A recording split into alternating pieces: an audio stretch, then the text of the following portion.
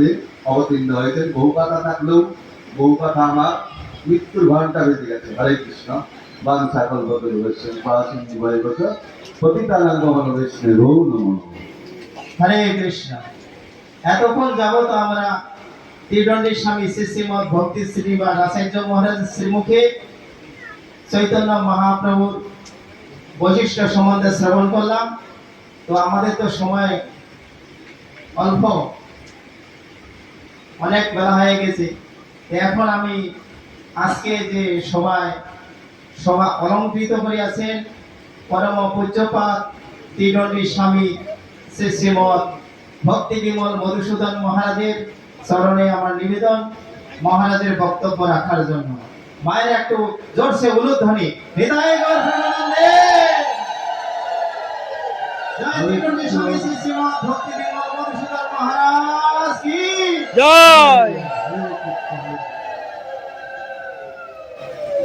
হরে কৃষ্ণ। সর্বপ্রথমে আমার গুরুদেবের কর্তব্য বন্দনা করি। জগৎগুলো ভৌমাদের সষ্টাঙ্গ ধন্যবাদ প্রণাম নিবেদন করব। তৎপশ্চাৎ সবাই উপস্থিত সমস্ত মহারাজ ত্রিদণ্ডী মাধ্যমকে আমার সষ্টাঙ্গ ধন্যবাদ প্রণাম নিবেদন করি। উপস্থিত সমস্ত ভক্তমণ্ডলীকে আমার ধন্যবাদ প্রণাম নিবেদন করি।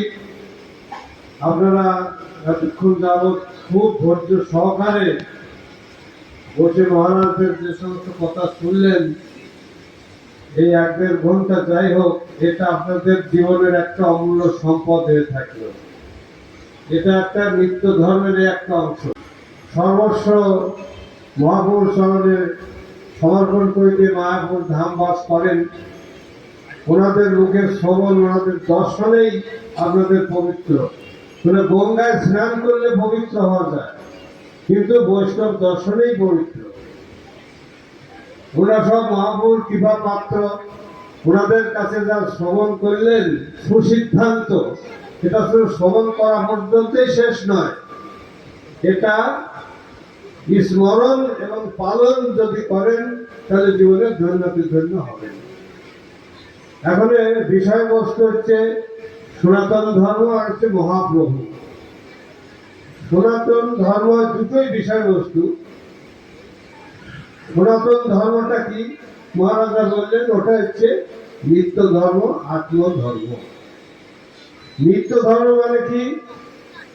যেটা আগে ছিল, এখন আছে এবং